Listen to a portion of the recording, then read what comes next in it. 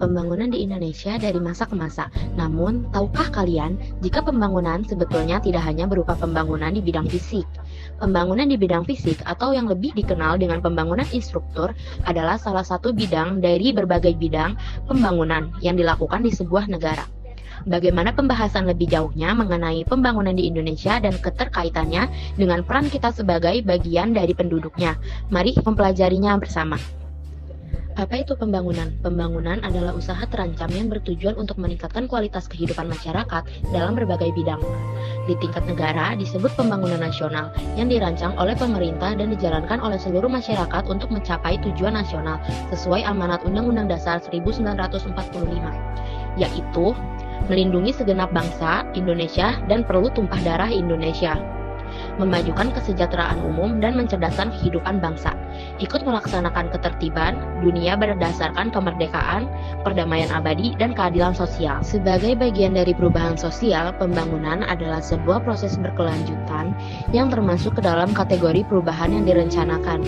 Oleh karenanya, pembangunan di sebuah negara berlangsung dalam jangka waktu yang panjang melintas berbagai periode pemerintahan. Bagaimana pembangunan di Indonesia berlangsung di setiap orde pemerintahan dari masa kemerdekaan hingga saat ini? Simak penerapan berikut. Pembangunan di Indonesia pada masa Orde Lama. A. Profil pemerintahan pada masa Orde Lama. Orde Lama adalah sebutan bagi periode pemerintahan Indonesia di bawah kepemimpinan Presiden Soekarno, berlangsung dari 1945 hingga 1966. Periode ini ditandai dengan berbagai dinamika politik, ekonomi, dan sosial yang berpengaruh besar terhadap sejarah Indonesia. Setelah peristiwa ke-30 PKI, Soekarno kehilangan pengaruh politik, dan akhirnya pada tahun 1967, kekuasaannya beralih ke Soeharto menandai awal dari Orde Baru. B. Proses pembangunan pada masa Orde Lama. Masa pembangunan pada era Orde Lama lebih banyak terfokus pada upaya konsolidasi politik dan menjaga kemerdekaan daripada pembangunan ekonomi yang terencana. Secara keseluruhan, masa pembangunan pada era Orde Lama dapat dikatakan belum optimal. Keterbatasan anggaran, kondisi politik yang tidak stabil, dan kurangnya perencanaan yang matang menjadi faktor penghambat utama. Berikut ini beberapa hal yang menonjol pada masa Orde Lama. Yang pertama, prioritas politik. Upaya utama pemerintah saat itu adalah menyatukan kembali wilayah Indonesia dan menghadapi berbagai pemberontakan. Hal ini membuat pembangunan ekonomi menjadi kurang prioritas. Yang kedua, ekonomi terpimpin. Pemerintah menerapkan sistem ekonomi terpimpin yang menggabungkan unsur sosialis dan kapitalis.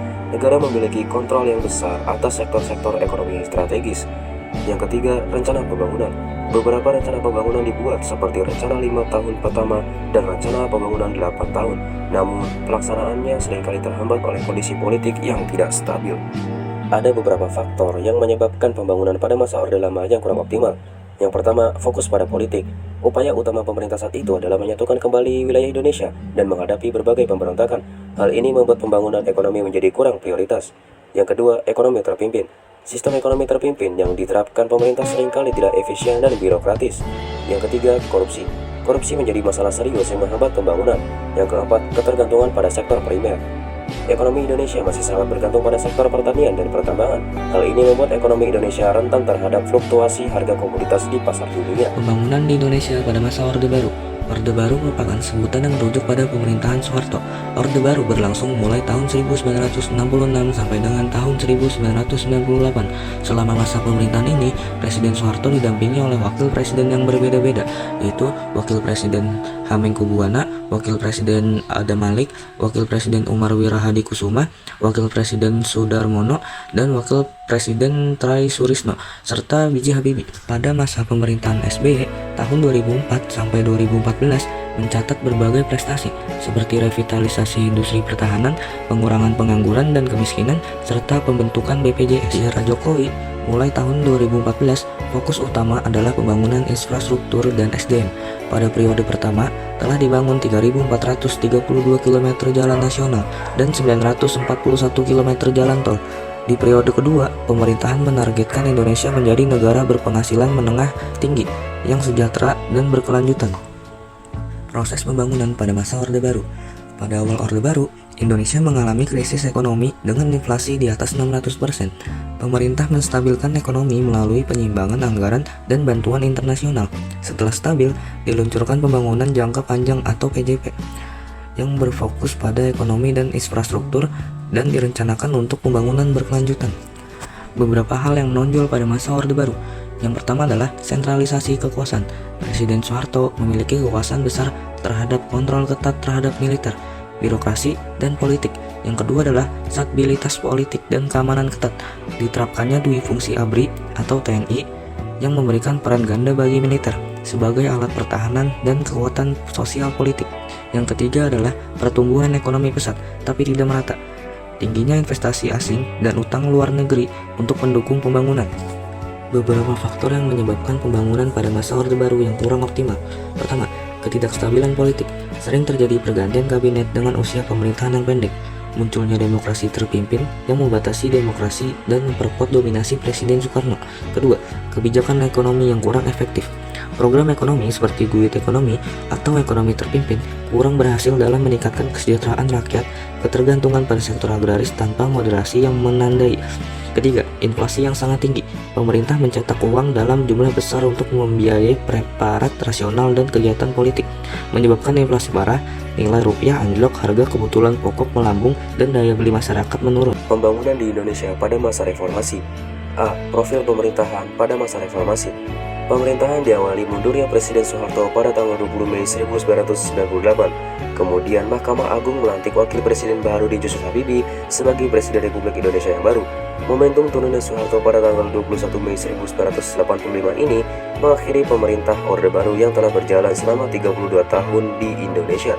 Pada masa reformasi diawali tahun 1998 hingga sekarang ini, Indonesia dipimpin oleh beberapa presiden dan wakil presiden yang dipilih melalui pemilihan umum. B. Proses pembangunan pada masa reformasi. Sebelum reformasi, Indonesia menerapkan sistem pemerintahan yang sangat sentralistis, di mana pemerintah pusat mengontrol hampir semua kebijakan daerah. Setelah reformasi, sistem ini berubah dengan diterapkannya desentralisasi dan otonomi, yang ditandai dengan Undang-Undang Otonomi Daerah, pemilihan kepala daerah secara langsung, dan peningkatan pembangunan di daerah. Masa reformasi di Indonesia dimulai setelah lengsernya Presiden Soeharto pada tahun 1998. Periode ini ditandai dengan berbagai perubahan signifikan dalam sistem politik, ekonomi, sosial, dan hukum. Berbeda dengan era Orde Baru yang cenderung sentralistis dan otoriter. Pembangunan pada masa reformasi lebih menekankan demokratisasi, desentralisasi, transparansi, dan pemerataan kesejahteraan masyarakat. Berikut ini beberapa hal yang menonjol pada masa reformasi.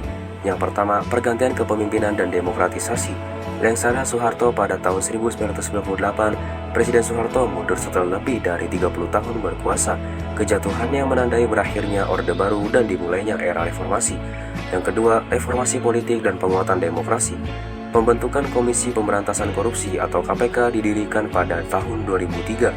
KPK menjadi lembaga yang kuat dalam pemberantasan korupsi di Indonesia, mengungkapkan berbagai kasus besar. Yang ketiga, kebebasan pers dan media.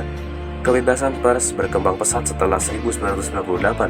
Banyak media yang tumbuh dan berkembang, baik media cetak, televisi, dan terutama media online yang memungkinkan masyarakat lebih bebas berpendapat. Ada beberapa faktor yang menyebabkan pembangunan pada masa reformasi yang kurang optimal. Yang pertama, instabilitas politik, transisi pemerintahan yang menyebabkan ketidakpastian. Yang kedua, korupsi, praktik korupsi yang menghambat alokasi dana pembangunan. Yang ketiga, keterbatasan sumber daya, terbatasnya sumber daya alam dan manusia. Yang keempat, ketimpangan ekonomi, kesenjangan antara kaya dan miskin yang semakin lebar. Yang kelima, krisis ekonomi global, dampak krisis global yang mengganggu perekonomian.